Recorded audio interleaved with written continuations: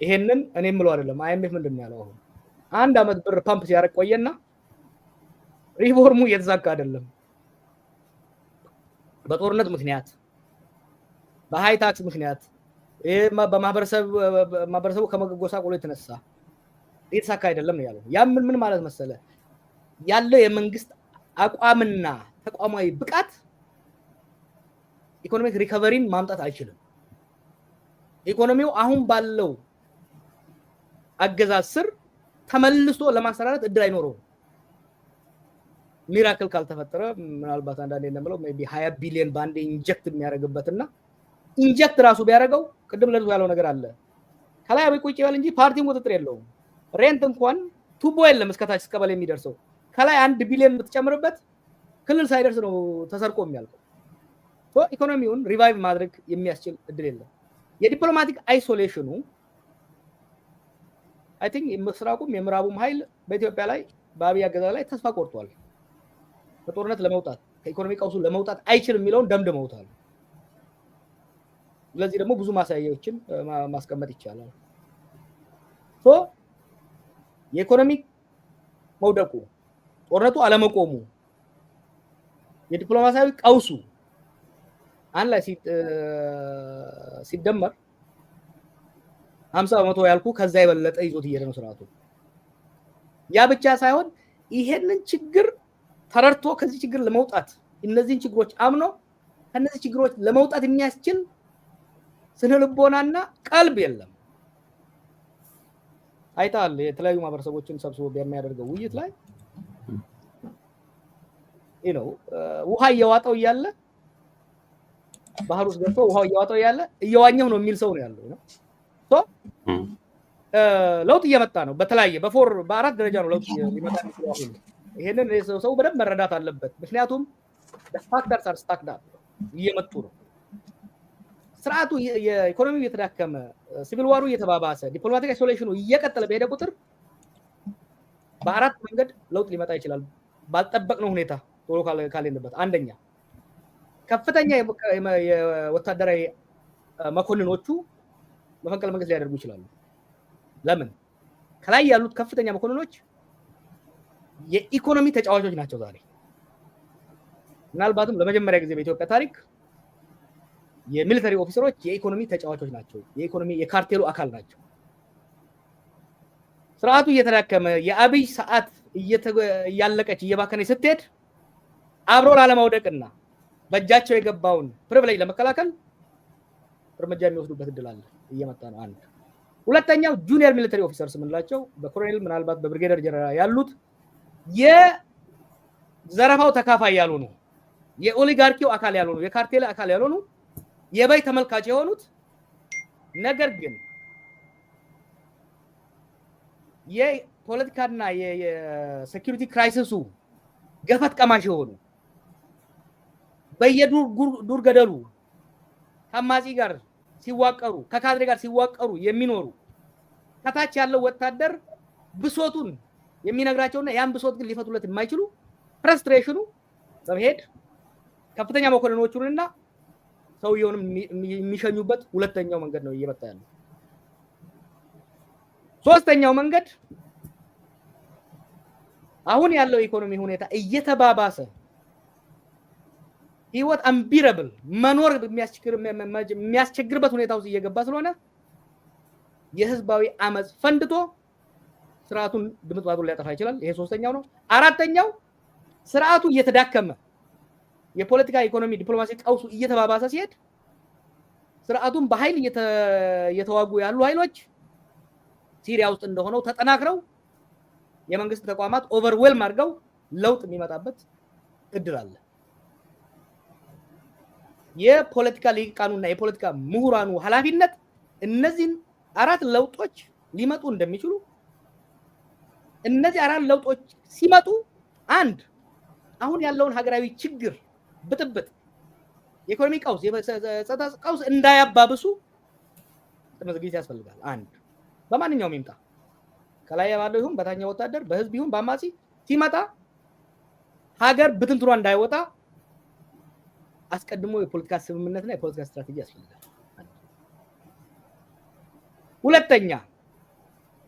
ሀገር ማስቀጠል ከተቻለ በኋላ ደግሞ የሚመጣው ሽግግር እንዳይጠለፍ ቀውስን እንዳያባብስ ሀገርን ወደ ዲሞክራሲያዊ ስርዓት ሊያሻግር የሚችል መሰረት እንዲኖረው ካሁኑ የሽግግር ዝግጅት ያስፈልጋል ማለት ነው። ላይ መዘጋጀቱ ለዚህ ነው ስለ ሽግግር ማውራት አስፈላጊ ነው የተገኘው። በጣም ጥሩ እንግዲህ ሪቨርስ አድርገዋል። በዛው እንጀምራለን ልደቱንም በአሁኑ ሰዓት ስለ ሽግግር መወያየቱ ለምን አስፈለገ የሚለውን ነው መልስ የሰጠኸኝና በዛ ኦርደር እንድንሄድ ወደ አጀንዳው ሚኒመም አጀንዳው ተመልሰን ብንመለስ ይሻላል። እንደዛ ከሆነ ልደቱም ፌር ለመሆን ልደቱም እዚህ ጉዳይ ላይ አስተያየት እንድትሰጥ በዚህ ሰዓት ስለ ሽግግር በተለይ ደግሞ ስለ ፖስት አብይ ደረጃም ይሄዳል። አብዛኞቹ በተለይ ለምሳሌ ባለፈው እናንተ ስትወያዩ በኦሮሞ ሊቃን ላይ ውይይት ላይ ፖስት አብይ ብላችሁ ነው ያወጣችሁትና ምናልባት እንደውም አልፈጠነም ፖስት አብይ ለማለት አልፈጠነም ወይ? አንድ ሰው እንዳውም የላከልኝ ጥያቄ መብላቷን ሳታውቅ እጇን በአጃክስ ታጠበች አይነት አደረጉት የሚልም ነው የመጣውና ተመልሼ ወደ አንተ እመጣለሁ። ልደቱ በዚህ ጉዳይ ላይ ለምን በዚህ ሰዓት ስለ ሽግግር መወያየቱ አስፈላጊ ሆነ የሚለው ላይ አስተያየት ስጥና ወደ አጀንዳው ተመልሰን እንድመጣ ይሻላል። ጀዋር አንስቶታል ብዙ ነገር። ምናልባት እኔ አንድ ልዩ ገጠመኝ አለኝ ብዙ እንድማር የሚያስገድደኝ ነገሮችን በተለየ መንገድ ሰከንድ ባለ መንገድ እንዳይ የሚያስገድደኝ የ97 ምርጫ ሂደት ነው። ያ ሂደት የኢትዮጵያ ሕዝብ ያገኘው አንድ ትልቅ የለውጥ አጋጣሚ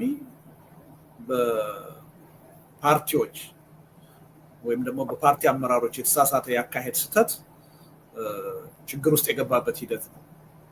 የታየው እና በዛ ሂደት ውስጥ ቁልፍ ሚና እንደነበረው ሰው ከዚህ በኋላ አንድ የትግል እንቅስቃሴ ሲደረግ እንደው የትንፍጭው ዱቄቱን አብጭው ልል አልችልም። ህዝብ መስዋዕትነት ዋጋ የሚከፍልበት ትግል ያለፈውን ስህተት የማይደግመው እንዴት ነው፣ በሌሎች የማይጠለፈው ወይም የማይኮላሸው እንዴት ነው የሚለውን ለማየት እገደዳለሁ ማለት ነው። ጀዋር ከ2010 የለውጥ ሂደት የራሱን ትምህርት አግኝቷል ብዬ አምናለሁ። ለውጥ በራሱ ግብ አይደለም። ጥሩ ለውጥ ይኖራል፣ መጥፎ ለውጥ ሊኖር ይችላል፣ ስኬታማ ለውጥ ሊኖር ይችላል፣ በሂደት በመንገድ ላይ የሚኮላሽ የሚጠለፍ ለውጥ ሊኖር ይችላል። ስለዚህ እንቅስቃሴያችን እንዲሁ በስልጣን ላይ ያለውን አገዛዝ የማውረድ ብቻ እንዳይሆን የሚያደርግ የራሳችን ልምድ አለን፣ ተመክሮ አለን። ከዛ ልምድና ተመክሮ ማንማር ከሆነ እኛም ያለፈውን ስህተት ነው የምንደግመው። አዲስ ነገር ለህዝቡ ይዘን ልንመጣ አልተዘጋጀንም ማለት ነው። አሁን ያለውን የፖለቲካ ሁኔታ ይሄ ይመስለኛል ልዩ የሚያደርገው። ምንም ጥርጥር የለውም አገዛዙ በተለያየ መንገድ ከስልጣን ሊወርድ ይችላል፣ ሊወገድ ይችላል። ግን የኢትዮጵያ ህዝብ ዋጋ ከፍሎ መስዋዕትነት ከፍሎ ከዚህ በኋላ የሚያመጣው ለውጥ በምንም ተአምር መኮላሸት የለበት። በምንም ተአምር በተለዩ ብልጣብልጦች የፖለቲካ ኃይሎች መጠለፍ የለበት። ስለዚህ ይሄ እንዳይሆን ከፈለግን የምናካሄደው ትግል በሐሳብ ጥራት፣ በአጀንዳ፣ በመርህ መመራት አለበት በአንድ በኩል። በሌላ በኩል ደግሞ በግርግር ሳይሆን በተናጠል ሳይሆን በድርጅቶች ህብረት ጥምረት መመራት አለበት። ስለዚህ የድርጅት ዝግጅት ያስፈልጋል፣ የሐሳብ ዝግጅት ያስፈልጋል። እነዚህን ሁለት መሰረታዊ ጉዳዮች አድምተን ስንሰራ ነው ያለፉትን ስህተቶች የማንደግመው የሚል እምነት ነው ያለው። ይሄ ትልቅ ያሳሰብ ለውጥ ነው ብዬ አምናለሁ። ቀድሞ የነበረው ከፊታችን ካለው መንግስት የባሰ ነገር አይመጣም፣ ዋናው ነገር ይሄን መንግስት ከስልጣን ማውረድ ነው የሚል የትንፍጭው ዱቄቱን አንጩ አይነት ግልብ የሆነ አካሄድ ነው የነበረው። ይሄ የኢትዮጵያን ህዝብ ብዙ ዋጋ አስከፍሏል። ከዛ ከተማርንና የተለየ ነገር ማምጣት ካለብን ለነዚህ ሁለት ጉዳዮች ልዩ ትኩረት ሰጥተን መስራት አለብን የሚል ግንዛቤ ነው አሁን ባለነው የፖለቲካ ኃይሎች እየተፈጠረ ያለው እና ጀዋር 4 አድርጎታል። መስማማለሁ በአራቱም። ነገር ግን ጠቅላላ ስናደርገው ዞሮ ይህ አገዛዝ በራሱ ውስጣዊ ሁኔታ ሊፈራረስ ይችላል። መቼም እንደሚፈርስም አናውቅም። ነገ ተኝተን ብድግ ስንል እጅግ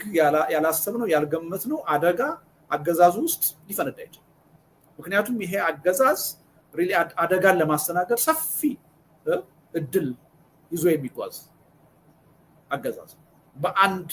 ግለሰብና በጭፍራዎቹ የሚመራ የሚንቀሳቀስ አገዛዝ ስለሆነ በውስጡ ቅራኔዎችን ለመፍጠር አደጋዎችን ለመፍጠር ሰፊ እድል ያለው አገዛዝ ስለዚህ ይሄ አገዛዝ በእኛ ትግል ብቻ ሳይሆን በራሱ ውስጣዊ ችግርና ድክመትም የሆነ ጊዜ ላይ ሊፈርስ ይችላል ያኔ ይህች ሀገር ምንድነው የሚገጥማት ጣፈንታ ህዝባችን የሚገጥመው ጣፈንታ ምንድነው የሚለውን ነገር በስክነት አስበን ካሁኑ መነጋገር ያስፈልጋል መዘጋጀት ያስፈልጋል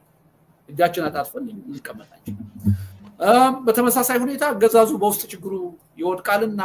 እኛ ያውድቀት ሲመጣ ደግሞ ዝም ብለን እጃችን አጣጥፈን እንሄድልናለን አንድ አገዛዝ የተበላሸ አገዛዝ ሆኖ ደካማ አገዛዝ ሆኖ ጠንካራ ትግል በሌለበት አገርና ሁኔታ ለረጅም ጊዜ ምናልባትም ከገመትነውና ካሰብነው ውጪ በስልጣን ላይ ሊቆይ ይችላል ይሄን በኢትዮጵያ አይተናል አለቀላቸው የተባሉ አገዛዞች በኢትዮጵያም በሌላም ሀገር የህዝብ ቅቡልነት ሳይኖራቸው ህዝባዊ መሰረት ሳይኖራቸው የተጠሉ ሆነው ይያለ ደካሞች ሆነው ይያለ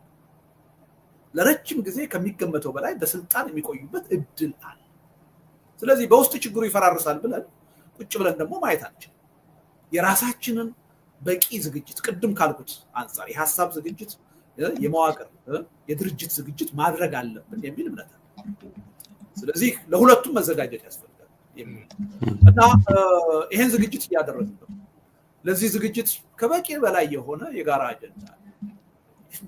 ምናልባት ከአጀንዳው በፊት ልደት አንድ ላይ እንድትሄድበትም ለሱም ለአንተም ስፕሊት አድርጌ እንድሰጥ አልቀደመም ወይ ከፈረሱ ጋሪው የሚሉት እዛው አያይዘ እንድሰጥ ማለት ስለ ፖስት አብይ ስለ ሽግግር ማውራት አልፈጠነም ወይ ለሚሉት እሱን አድሬስ አድርገው ለጀዋር መጣና ወደ አጀንዳው እንመለስ እንደውም ዘግይተናል ብዬ ነው ማስበው ምን አልኩ ቅድም ይሄ አገዛዝ ከፊታችን ባለ በማንኛውም ቀንና ሰዓት ሊፈርስ ይችላል በራሱ የውስጥ ችግር አሁን ጀዋር ካነሳቸው ነጥቦች አንፃር በውስጥ ቅራኔ በውስጥ ግጭት ይሄ አገዛዝ ነገ ተኝተን ስንነሳ ያልገመትነው ያላሰብነው አደጋ ውስጥ ገብቶ ልናገኝ ቅድም ምን ብያለሁ በአስተሳሰብ በአይዲዮሎጂ በሀገር ፍቅር ተሳስሮ የሚሰራ ድርጅት አይደለም ይሄ የኢኮኖሚ ጥቅምን እና ስልጣንን በማካፈል በክራይ ሰብሳቢነት አስተሳሰብ የተጋመዱ ጥቂት ኃይሎች ይዘውት የቆሙት አገዛዝ ይህ አገዛዝ በማንኛውም ሁኔታ አደጋ ውስጥ ሊገባ ችግር ውስጥ ሊገባ ይችላል ያ ችግር የዛሬ ዓመት አይደለም የዛሬ 2 ዓመት አይደለም ነገ ተኝተን ስንነሳ ሊከሰት ይችላል ስለዚህ ምናልባት የሚያስከደው ዘግይተናል ነው እንጂ ፈጥነናል አይደለም ነገ አይደለም በዚህ ጉዳይ ላይ መዘጋጀት ያለብን ዛሬ ነው ምክንያቱም ነገ የሚሆነውን አናውቅም በእኛ ትግል የሚመጣው ለውጥ የራሱ የጊዜ ሂደት ሊጠይቅ ይችላል ለምን ዝግጅት ያስፈልጋል የሰነድ ዝግጅት የሐሳብ ዝግጅት ያስፈልጋል ድርጅታዊ ዝግጅት ያስፈልጋል ህዝብን ማሰባሰብ ሞቢላይዝ ማድረግ ያስፈልጋል ያን ትግል ለማካሄድ የራሱን የሆነ ጊዜ ይጠይቃል እንደውም ለሱ ጊዜ አለ አገዛዙ በራሱ የውስጥ ችግር ሊፈርስ ለሚችልበት ጉዳይ ግን ነገ አይደለም መዘጋጀት ዛሬ ነው መዘጋጀት እንደዛ አይነት አደጋን ያረገዘ አገዛዝ ነው በስልጣን ላይ መቼም ቢሆን ሊፈራረስ የሚችል አገዛዝ እና እንዲህ አሁን ኢኮኖሚው የራሱን የሆነ ጊዜ ሊሰጥ ይችላል ኢኮኖሚው ምንም ጥርጥር የለውም እየተበላ ነው ውስጡን እየበሰበሰ ነው ሄዶ አንድ ቦታ ላይ ዘጭ ማለት አይቀርም ይሄ መንግስት ጦርነትን ማካሄድ የማይችልበት የኢኮኖሚ ጣጣ ውስጥ እንደሚገባ ምንም ጥርጥር የለውም የአቶ ፋሲካ ሲደልል መጽሐፍ ላይ ይመስለኛል ያነበብኩት የመጨረሻው 1981 አካባቢ ኮሎኔል መንግስቱ አንድ ጊዜ በመቶ ሺዎች የሚቆጠር ሰራዊት ማሰልጠኛ አስገምተን አሰልጥነን እሱን ይዘን ወተን ሻቢያንና ወያኔን ደምስሰን ለድል መብቃት አለብን የሚል አጀንዳ ይዘው ቀርበው ነበር አሉ ካቢኔያቸው ውስጥ ሊወድቁ 2-3 ዓመት ሲቀራቸው እና አቶ ኃይሉ ይመኑ ናቸው መሰለኝ ያኔ እጃቸውን አውጥተው ክቡር ፕሬዚደንት እንኳንስ ይሄን ያህል 100,000 ሰራዊት ለማሰልጠንና አሁን በውጊያ ላይ ያለውን ሰራዊት ስንቅና ትጥቅ ማቅረብ አልቻለም